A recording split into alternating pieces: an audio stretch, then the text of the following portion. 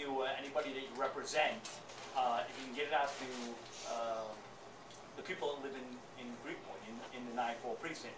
I want to get this out here. Now, I have a crime prevention officer, and she's going to be visiting a lot of the businesses and a lot of locations, but I figured that the newspapers, I mean, I still read the newspapers, and I know that a lot of you guys have websites now that you don't actually sell newspapers, but I want to get out the newspapers exactly how we can make this neighborhood safer. That's my job, and my job is going to be made 100% easier if everybody's on board. Now, let me just, I'll make this quick. I just want to go over last year's statistics of where we were. We were down 6.7% in crime, which is a big amount because we were down the year before and the year before that. So we're building on low numbers already. Specifically in robbery, we were down 9.2%. In felony assaults, we were down 13.4%. In burglaries, we were down 3.5%. In grand larcenies, 2.9%. In GLAs, 15.2%. We were up in arrests. The command was 17% in arrests last year. We were up in arrests. We locked up, we arrested more individuals in 08 than 07. And then we arrested 17% more people. We actually arrested 1,651 people in the confines of the 9-4 precinct yesterday, and that helps reduce crime. So we're finding very low numbers, and I know this community, and you can give me feedback on this. I think since like 2005, we have a lot more people that live here than ever before. I mean, if you look at that Bedford and North 7th Street station, you can see there's a lot more people coming out of there. It's like, it's got to be one of the most used train stations in the whole city. So to come down in crime, it really is a credit to you people, you know, the people sitting right here, and the other people in the neighborhood, and the police department working in joint with the businesses and everybody else to bring crime down.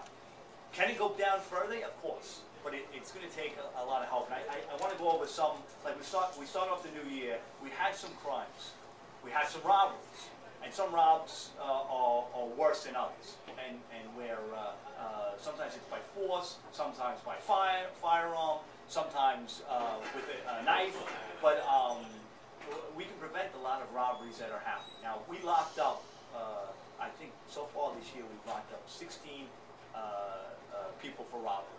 You know, 16, we made 16 robbery arrests, okay? Which is a pretty high amount. But then we got hit with a bunch of robberies that we normally don't get hit. I think, you know, partly to do with the weather, maybe there's more people out.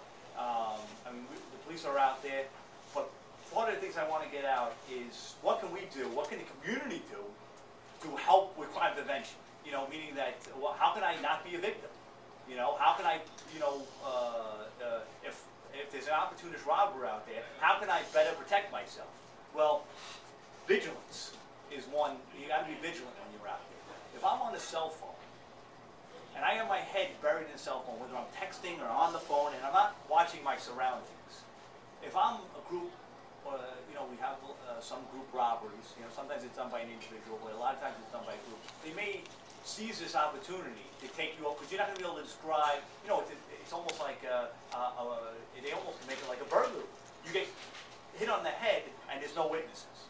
So vigilance.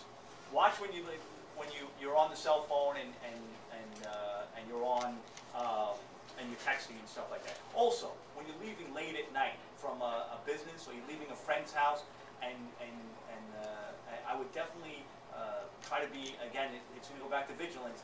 Try not to be intoxicated to the point where you're not aware of your surroundings. This is, I mean, I don't have to tell everybody in this room. That's not a good thing to, you know, for your safety. Whether you get hit by a car or you could, you know, fall into a construction site. There's so many construction sites here. But the bottom line is you tend to be, you put yourself out there as being more susceptible to crime, in my opinion. Okay. Also, I would travel together at night. You know, I would. Now, I'm not necessarily saying you have to, but definitely that's something that you could do to protect yourself.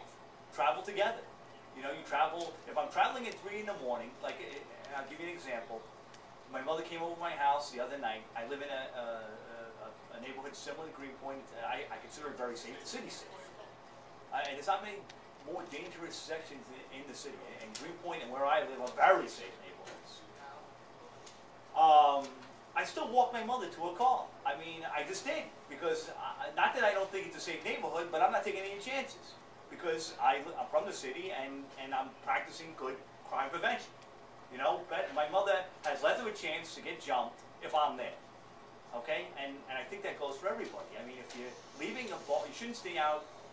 And I'm talking about people in their 20s and 30s that I've noticed that leave bars and walk home at 4 in the morning, and they're on the cell phone, and they really, if they are accosted, they really can't identify because they're not being vigilant. And that's, for me, that's a concern, because I don't want to see anybody get hurt. And we're doing our best on our end to make sure that doesn't happen. But again, it's not economically feasible for the city to have a police officer on every single corner. It just cannot be done. So it has to be a partnership, and we have to get the message out that that has to be done. Also, well-lighted areas. We have to walk down well-lighted areas. I know people are trying to save time. Everybody's in a hurry. I'm in a hurry. But if you can, take the extra 30 seconds and walk down a well-lighted neighborhood. And if you don't have a well-lighted neighborhood, call up here, and we'll see if we can do something about getting more lights installed, or we'll reach out to the Department of Transportation and see what we can do there. But these robberies are very concerning to me, because a lot of times, you know, there is physical, you know, a substantial amount of force use that you can get hurt, and it makes it difficult for us to catch the person if you're not, you know, a lot of times we go by the description of what the person gave me. Great story. The other night, what happens is a woman is accosted, and they grab her cell phone, and she's, you know, startled, but she runs around the corner after the complainant, but not after the perpetrator who took her, you know, but she's not trying to stop him, she's just watching him. You know, I really don't recommend that, but I got to give her credit, because what happened is she's able to get the make, model, and license plate of the vehicle. And the detectives are able to do an investigation and are able to arrest the individual who robbed her. We would have never got him.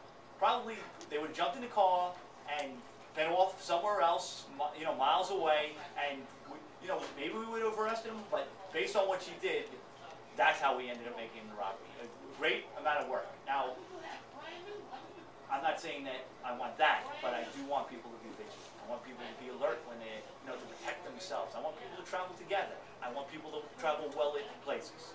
Okay? Let's go into the, and robberies, you know, we're not a violent precinct. Like I said, we were down 9.2% in robberies, and I believe the year before we were down quite a bit, over 10% the year before. So we're going down. To be down this year, it's going to be very difficult. I think when the numbers get lower, and if you bear with me, I think as numbers get lower, it gets tougher and tougher to lower crime. If I have, let's say we keep going down, and I'll use an example to be just drag on the point, I guess. If I keep going down and we end up having 2 robberies for the year, so 2 robberies for an entire precinct is really almost a miracle. How do I get to 1 robbery?